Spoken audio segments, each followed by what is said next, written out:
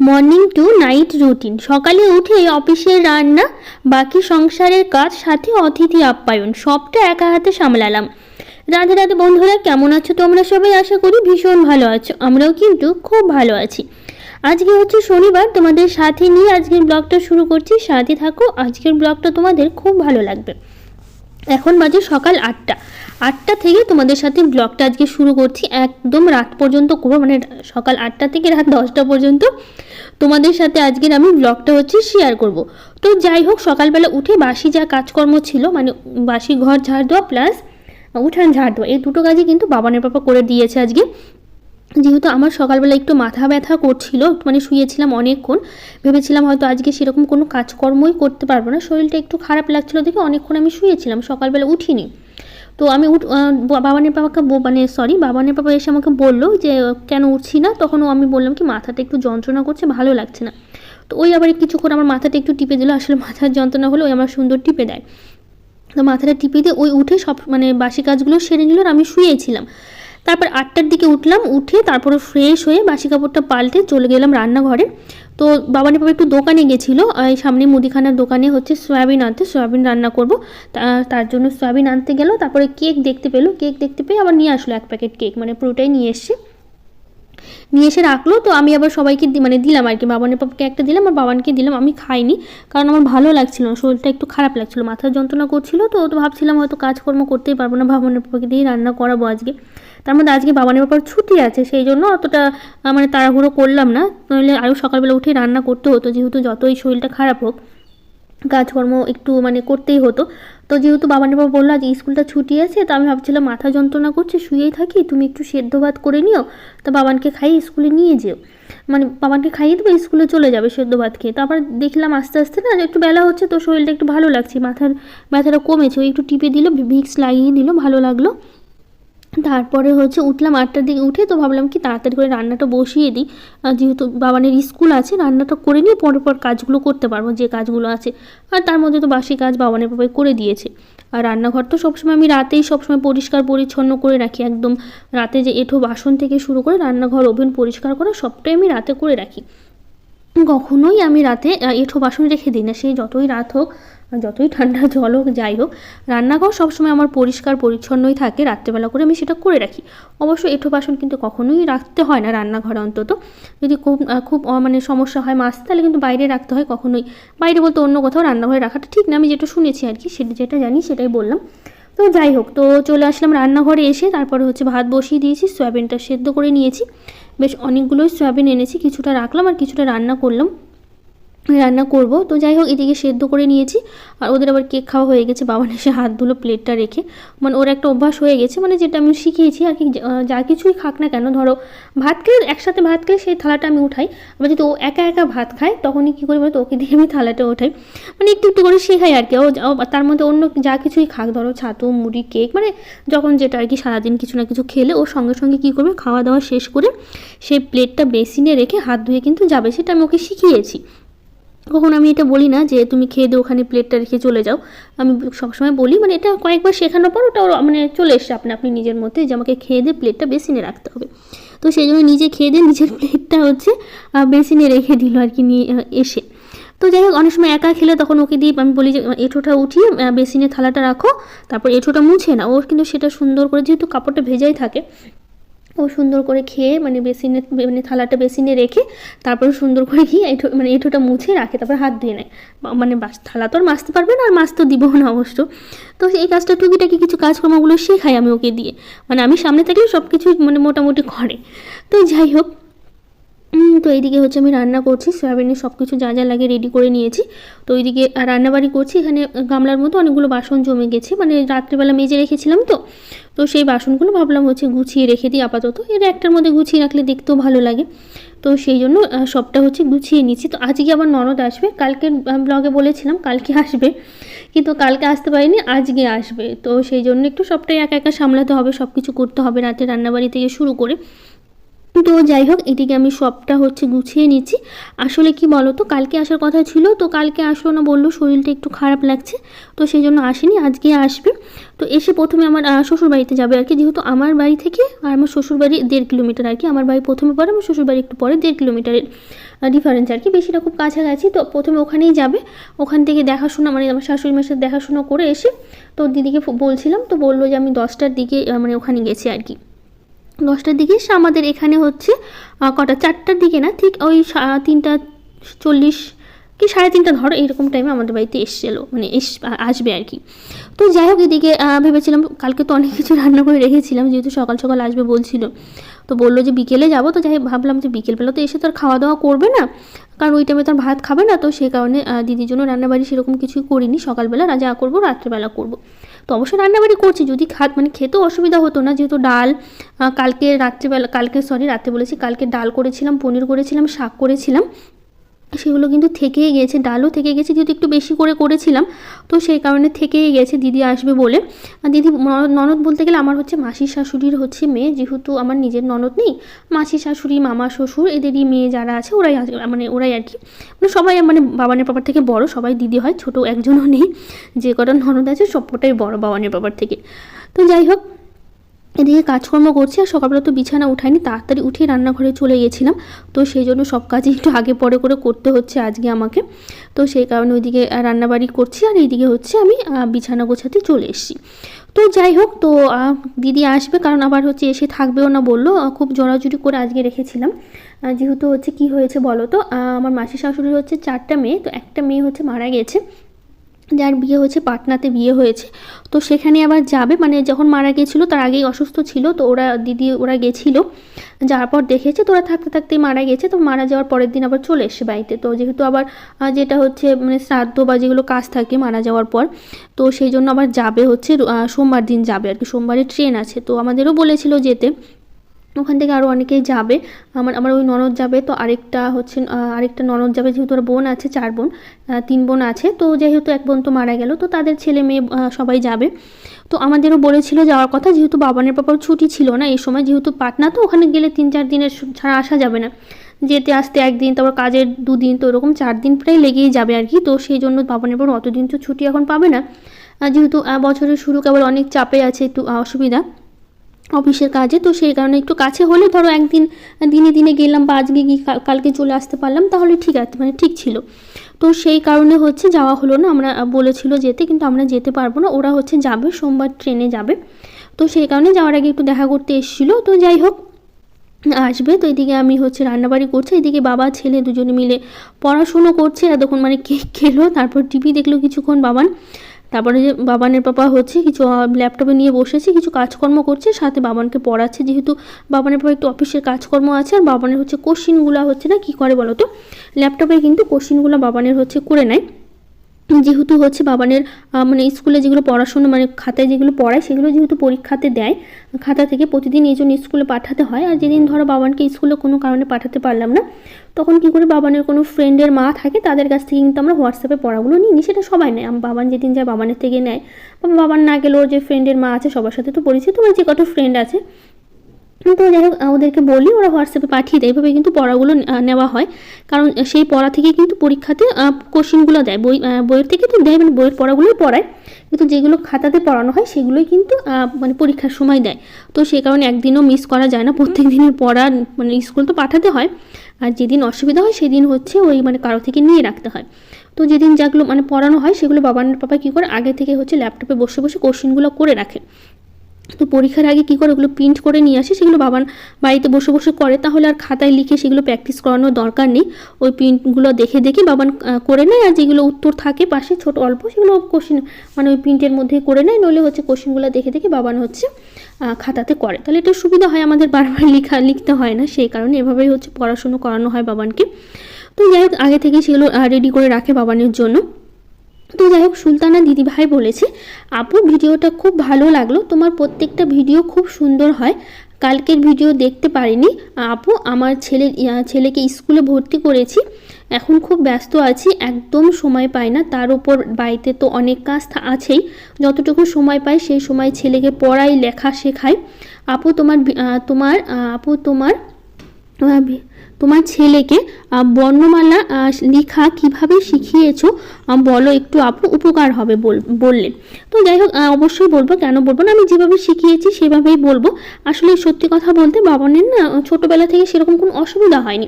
ও পড়াশোনার প্রতি মানে এখন বড় হচ্ছে হয়তো একটু ঝোঁকটা কমেছে, কিন্তু বিশ্বাস করবা না তোমরা, বাবানের ছোটোবেলা থেকেই এত পড়াশোনার প্রতি ঝোঁক ছিল, মানে আমরাই বিরক্ত হয়ে যেতাম ওকে পড়াতে, কিন্তু ও বিরক্ত হতো না পড়তে, এরকম।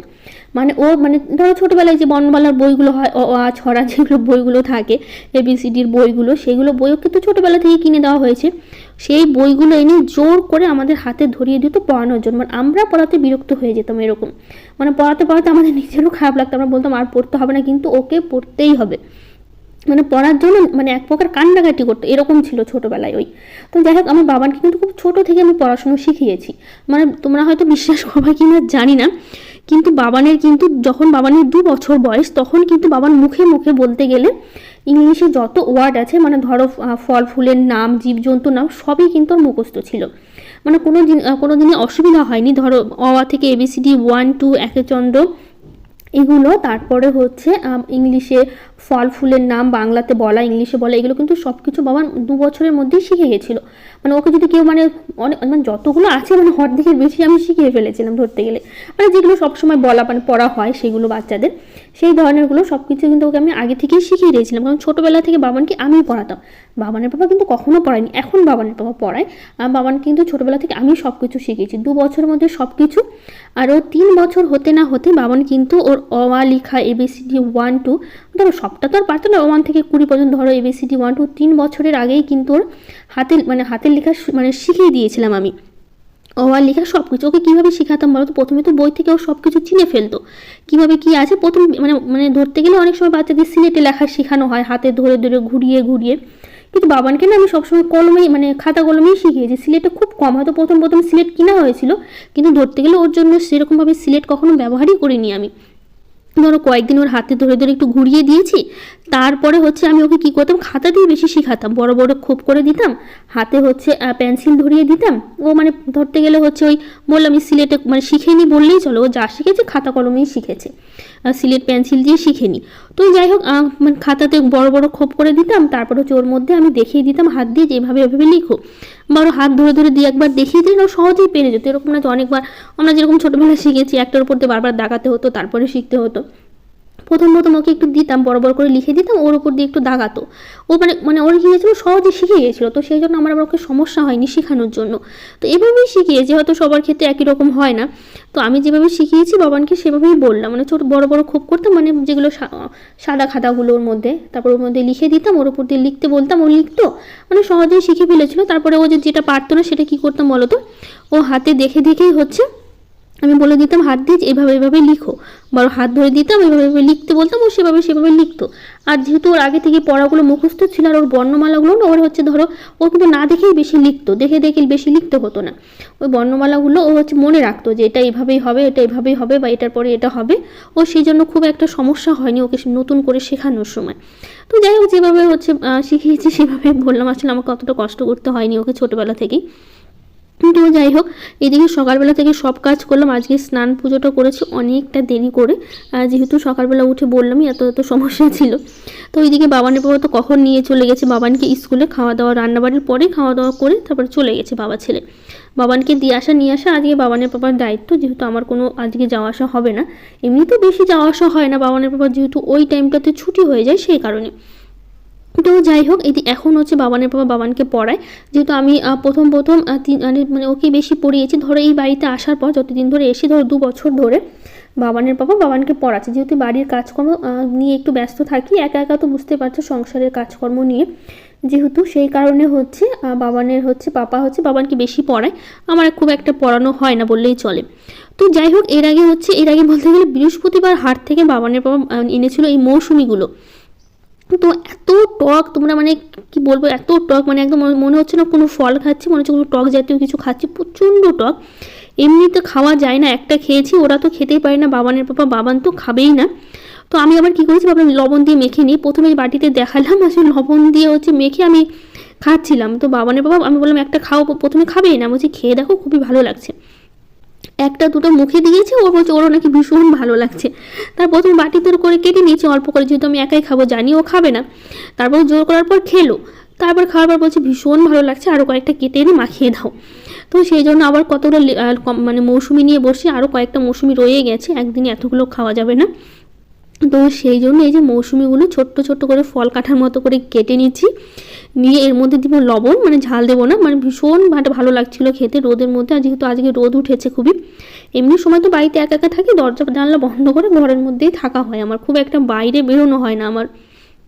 তো যেহেতু আজকে বাবানের বাবা বাড়িতেই আছে, তো সেই জন্য অনেকক্ষণ আমরা সেই মানে স্কুল থেকে এসে বাবানের বাবা চলে এসে তাড়াতাড়ি এসে আমি আরও এই যে দরজার সামনে দেখতে পাচ্ছি কী পরিমাণে রোদ লাগে, ওই যে কতগুলো পাশে খেয়ে ফেলে রেখেছি। তারপরে দুজনে মিলে বসে বসে অনেকক্ষণ খেলাম। তারপরে দেখো আমার গলায় ছিল এই তুলসীর মালাটা, অনেক দিন ধরে পরছি, মানে কালী পূজা থেকে, কালী পুজোর সময় কিনেছি তুলসীর মালাটা, কালকে গেছি ছিঁড়ে। তো যাই হোক এখানে কিন্তু রাধা লেখা আছে। যাই হোক আমার ভীষণ পছন্দ তুলসীর মালা পরতে, তো খুব শখ করে অনেক দিন ধরে কিনবো করে কেনা হয় না, তো খুব শখ করে কালী পুজোর সময় আমি কিনেছি। কেনার পর এতদিন পরেছি, হঠাৎ আজকে ছিঁড়ে গেল। এটা কিন্তু ওই যে সুতাগুলো ছিল, ওই সুতাগুলো ছিল না, আমার ঘরে যে সুতা আছে সেই সুতা দিয়ে এখন গাঁথতে বসেছি, গেঁথে আমি গলায় পরবো। আমার ভীষণ ভালো লাগে তুলসীর মালাগুলো পরতে, তো সেই জন্য বসে বসে গাঁথছিলাম। তারপর পাশে বাটিটা দেখতে পাচ্ছি, ওটা হচ্ছে দুধের বাটি, ঘষে দুধ দিয়ে গেল। বললাম তো রোদের জন্য না এত ভালো লাগছে, বসেই ছিলাম। তো এই দেখো মালাটা কিন্তু আমার গাঁথা হয়ে গেল। তারপর মালা গাঁথা হয়ে গেছে, বাবানের বাবা গিয়েছিলো বাবানকে স্কুল থেকে আনতে, 3:30টার আগে গেছিলো, যেহেতু বাবানের 3:40 ছুটি হয়ে যায়। তারপর 3:30টার দিকে আমার ননদ আসলো শ্বশুরবাড়ি থেকে, মানে শ্বশুরবাড়িতে গেছিলো বললাম, আমার শাশুড়ির সাথে দেখা করতে। আসার পর তারপরে আসলে কিছুক্ষণ গল্প করলাম, করে তারপর এখন চা করে দিচ্ছি। যেহেতু আমার ননদের হচ্ছে সুগার আছে, তো সেখানে উনি চিনি খায় না, তো চিনি ছাড়া 1 কাপ চা করলাম, আর 1 কাপ নিজের জন্য করলাম। যেহেতু চা আমাদের সেরকম তো খাওয়া হয় না, সেরকম বলতে গেলে খাওয়াই হয় না আমাদের বলতে গেলে, তো সেই কারণে দুধ চা তো আমার ভীষণ প্রিয়। কারণ একা একা না চা খেতে ভালো লাগে না, কারণ বাবানের বাবা দুধ চা খেতে চায় না, মানে খেতে চায় না বলতে খায় না বললেই চলে, ও চা খেলে লাল চা খাবে। তো ভাবলাম যখন করলাম তো 2 কাপ চা করি, নিজের জন্য চিনি দিয়ে করেছি, তো চিনি ছাড়া তো আমি খেতে পারবো না। তো দিদিকে দিলাম, দিয়ে অনেকক্ষণ গল্প করলাম। বাবানকে নিয়ে আসলো অফিস, মানে স্কুল থেকে বাবানকে নিয়ে আসার পর বাবানকে খেতে দিলাম। যেহেতু বাবানের বাবা আমরা দুপুরে খেয়েই নিয়েছিলাম, তো সেই জন্য একা বাবান খেলো, ও টিভির ঘরে দিয়ে দিয়েছিলাম, ও টিভি দেখছে আর খাচ্ছে। তারপরে অনেকক্ষণ গল্প করার পর সন্ধ্যা হলো, সন্ধ্যা দিয়ে তারপরে আসলাম একটু মুড়ি মাখতে। বাবানের বাবা বললাম কি সিঙ্গারা নিয়ে আসতে, আমাদের বাড়ির সামনে মেন রোডের পাশে একটা দোকান আছে, ভীষণ ভালো সিঙ্গারাগুলো, মানে ভীষণ ভালো লাগে খেতে। আমি বললাম যাও সিঙ্গারা নিয়ে আসো, সন্ধ্যাবেলা একটু মুড়ি মাখা আর সিঙ্গারা খাই, সবাই মিলে বসে বসে গল্প করা যাবে আর খাওয়া যাবে। তো সেই জন্য এই যে মুড়ি নিয়ে নিয়েছি, বাবানকে শুধু সিঙ্গারা দেবো, ও মুড়ি খাবে না, ও মুড়ি খেতে পছন্দ করে না। তারপরে বলছিলাম মুড়ি দেবো কিনা, তো বলছে না মুড়ি খাবো না, সিঙ্গারা, শুধু সিঙ্গারা দাও। তো সেই জন্য এই যে সিঙ্গারাগুলো নিচ্ছি। তো যাই হোক 2টো করে দিলাম। তো যাই হোক বাবানকে একটা দিলাম, যেহেতু ও 2টো সিঙ্গারা, মানে ও বেশি সিঙ্গারা পছন্দ করে না। তো যাই হোক বাবানের বাবা আরও সিঙ্গারা পছন্দ করে না, বাটি ধরে নিয়ে এসে আমি 3টে সিঙ্গারা খেতে পারি। তো আবার বললাম আমি খেতে পারবো না, তুমি বাবানকে দিয়ে আসো যাও। তো বাবানকে দিয়ে আসলো, বাবান খুব একটা পছন্দ করে না সিঙ্গারা। তো যাই হোক তারপরে মুড়ি টুড়ি খেয়ে আবার অনেকক্ষণ গল্প করলাম, গল্প করার পর 8:30 বাজলো। 8:30 বাজার পর চলে আসলাম এখন রান্নাঘরে।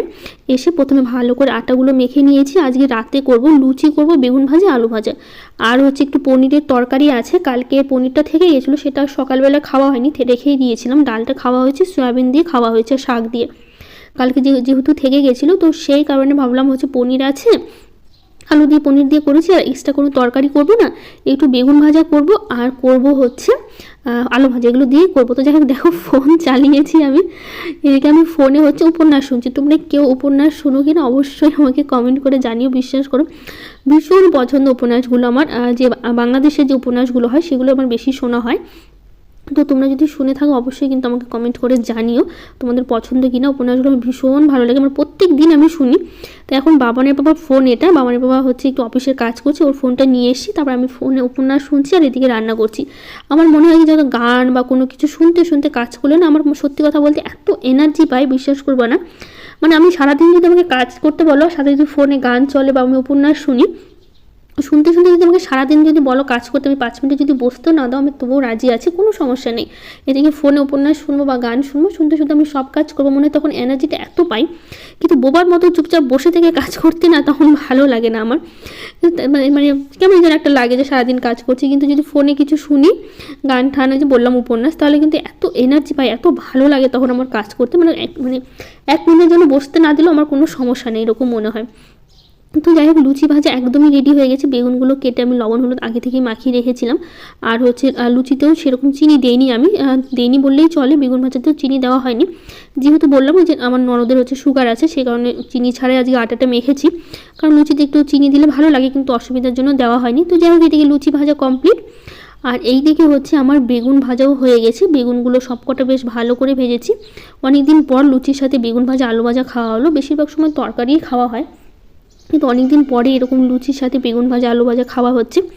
তো যাই হোক বেগুনগুলো খুব ভালো করে চিপে নিচ্ছি, কারণ বেগুনে এত তেল টানে কি বলবো। তো যাই হোক তেলের পরিমাণটা কমিয়ে নিয়েছি, নিয়ে তারপর এখন কয়েকটা আলু কেটে নিয়েছি। আলু তো দিদি খায়নি, যেহেতু ওরা সুগারের জন্য বললো যে আমাকে আলু ভাজা দিও না। আমার একদমই খেয়াল ছিল না, মানে হঠাৎ করে ভুলে গিয়েছিলাম আমি যে আলু খাবে না। আলু ভেজে নিয়েছি। তারপরে এখন কি করব, তো দিদি হচ্ছে পনির দিয়ে, তো পনিরে দিয়ে একটা আলু খেলো, কিন্তু আলু ভাজা খাইনি। তো পনির দিয়ে আর হচ্ছে ওই মানে কি বলবো বেগুন ভাজা দিয়েই খেয়েছি, আর আমরা সবাই আলু ভাজা বেগুন ভাজা দিয়ে খেয়েছি। তো যাই হোক এইদিকে হচ্ছে আমি বেগুনগুলো হচ্ছে ভালো করে তিনটে তিনটে করে দিলাম। পরে সব কারো অবশ্য লাগেনি, শুধু লুচি নিয়েছি একটা একটা করে। তো এইদিকে হচ্ছে সবটা সাজিয়ে নিচ্ছি। এখন দিচ্ছি হচ্ছে আলু ভাজাগুলো দিচ্ছি অল্প করে, সবাইকেই দিচ্ছি যেহেতু তরকারি অনেক আছে। তো ওইদিকে সবাইকে দিয়ে আর আমার জন্য কিছুটা রেখে দিলাম কড়াইতে। রেখে দেওয়ার পর তারপর এখন এই যে পনিরের বাটি থেকে পনিরের তরকারিটা দিয়ে দিচ্ছি। অনেকটাই থেকে গেছে, 3 জনের হয়ে গেছিলো। আমি অবশ্য বেগুন ভাজা আলু ভাজা দিয়ে দিয়েছি, ওদেরই সবটা তরকারি দিয়ে দিয়েছি। তো দেখো এটা দিয়ে হচ্ছে আমাদের রাতের আজকে ডিনার। ভীষণ ভালো লাগছিল খেতে। তো এদিকে খাবার বেড়ে নেবো। খাওয়া দাওয়া মানে খেতে খেতে মানে খাওয়া শেষ হতে 10টা প্রায় বেজে গেছিলো। ঘুমাতে 11টা, খাওয়া দাওয়ার পর অনেকক্ষণ গল্প করা হয়েছে, শুধু 11টা। তো যাই হোক আজকের ব্লগটা কেমন লাগলো জানিও। আজকের মতো টাটা, দেখা হবে নতুন একটা ব্লগে।